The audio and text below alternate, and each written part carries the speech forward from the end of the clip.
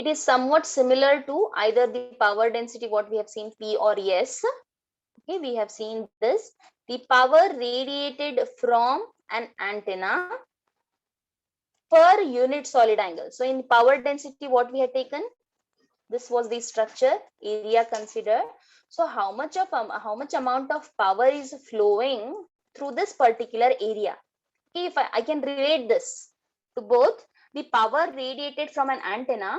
Here earlier it was per unit area, but here in the radiation intensity is per unit solid angle, because when we consider an antenna like this, sorry, okay, if this is the direction in which the power is getting radiated. So if I take this area, now what is the amount of power that is radiated by this antenna, amount of power per unit solid angle? So through this angle, how much amount of power is radiated? So that is given by radiation intensity. Some, just for an analogy, I'm giving you power density.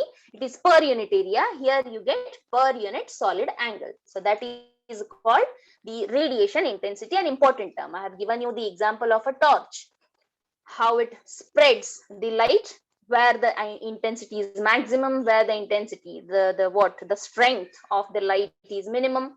So that information is determined using this radiation intensity term. The important parameter denoted as capital U, and unit is watts per steradian. So watts तो power का है. So how much amount of power is radiated per unit solid angle? Solid angle का unit steradian है. So similar to the power patterns, what we have seen this already. Patterns, in case of power patterns, how we can get the normalized pattern, Pn of theta phi, S or P ले सकते हो आप, S of theta phi divided by S of theta phi max, normalized value. Similar to this, we can also express this normalized power pattern in terms of radiation intensity. Just now I have given you the analogy between the power density term and the radiation intensity. Okay, in the bracket you can see S is dependent on the distance. So what is the difference that you find in S and U? In S, it is dependent on the distance from the antenna. So आपका power flow जो है, जैसे distance बढ़ेगा, you can check the torch. If this is the spread in which the light is spreaded like this, जैसे distance ज्यादा होगा, light का amount कम होता जाएगा. That is your yes power density. But U, what is U? It is the characteristic of that antenna. Okay, it is independent of the distance. उसका intensity, उसका radiation factor जो है वो same रहेगा. Radiation intensity is independent of the distance, but power density is dependent on the distance. So please make sure you understand these two terminologies. Even though they look similar, as I gave you in the just example, we take per unit area there. Here it is per unit solid angle. So your radiation intensity U is not dependent on the distance. S is dependent on the distance. Now talking about the equation for radiation intensity, it is an important equation. Isse, using this equation, we are going to have many more mathematical calculations. So make sure you know about this very well. So if this is a source is nothing but antenna. Okay. Sorry, I forgot. In the previous session, I was telling you the synonyms that are used for an antenna. So source is also one synonym we use. Antenna, we call it aerials, we call it reflectors, or even sources, point sources. So you can see there is an antenna here. If it is radiating the power, if this is the cross-sectional area which I consider for my reference, and this is the angle subtended, d omega, not complete angle, a small portion, small area and small portion. So what is this U? Radiation intensity. Radiation intensity is how much amount of power is radiated by the antenna within that angle, dWr divided by d omega, or you can just take this multiplication, dWr is equal to U into d omega. Okay ये तो क्या है, fraction of power है, fraction of power that is radiated by the antenna in the fraction of that total solid angle. So if I want the total value of the power radiated, I need to go for integration. So total power radiated by the antenna is double integration of u into d omega. Okay, and the total solid angle, you know about the sphere, the total solid angle is 4 pi. That's why if I simplify this double integration, WR in the LHS side, double integration of d u into d omega, u bahar nikal lo integration se, so double integration of d omega will be 4 pi. We know about this spherical sphere ke liye solid angle subtended is 4 pi, so I'm substituting that total angle. So what we get, WR is equal to u into 4 pi, or radiation intensity is WR by 4 pi. See obviously ये angle तो constant है, power radiated constant है, so distance जितना भी हो antenna जो radiate करेगा वो सेम रहेगा, WR divided by 4 pi.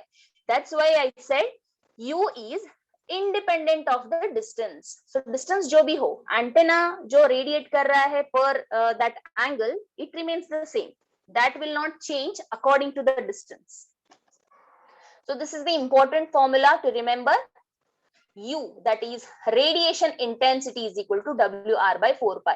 We are going to use this in the next mathematical concept where we find the different patterns, okay, directivity and all we calculate. There we use this. So please remember, when I ask you the reference, you should be ready to tell me U should be equal to WR by 4 pi. Radiation intensity, practically speaking, how you measure it, how you tell this. Radiation intensity of an antenna, it is measured with respect to the isotropic antenna. Isotropic antenna, iso means same, okay. Isotropic antenna is one hypothetical antenna, okay, like a theoretical antenna hai, which will radiate 100% in all directions, same, iso, same. So it will radiate in all directions uniformly. That is called isotropic antenna, or sometimes it is called isotropic source. So always radiation intensity is measured with respect to isotropic antenna. मतलब ये आपके marks के जैसे है, कितना obtain हुआ है आपका marks divided by some standard. Okay, out of out तो it's very difficult. Still अगर 600 marks हैं, तो out of this how much is the value? So something like this. So here also radiation intensity is measured with respect to one ideal, that is hypothetical antenna. Now talking about one small concept, that is the next parameter, that is beam efficiency. So you know what is an efficiency? Aapka antenna, I'm talking about the antenna, how much efficient it is, how much it is able to give you the output, that is efficiency in general. If I talk about the beam efficiency, we have seen in the beam area, this was the structure which I had drawn. It has got, these are the side lobes, this is the back lobe, and this is the main lobe. So out of this, beam efficiency means, okay, this is, take this one figure as the reference. The total beam area omega A, it consists of major lobe beam area. You can see ye jo hai, the bigger lobe, it has got this bigger lobe as well as all these side and back lobes. So total combination hoga aapka jo beam area hai, it has major lobe, it has a side lobe, it has back lobe. So total beam area is divided into two parts. One is the major lobe beam area and a minor lobe. Minor lobe में आपका side lobe भी आता है, back lobe भी आएगा. So generally we take it as minor lobe. Please make sure you take the difference. इसको capital M ले लो, indicates in major. This is a small m, minor. So omega m and omega small m. Major beam area, minor beam area. दोनों का मिल के आपका total beam area होता है. Okay. So if I take the ratio of main lobe area to the total beam area, main lobe is only this much, capital M. But what is total?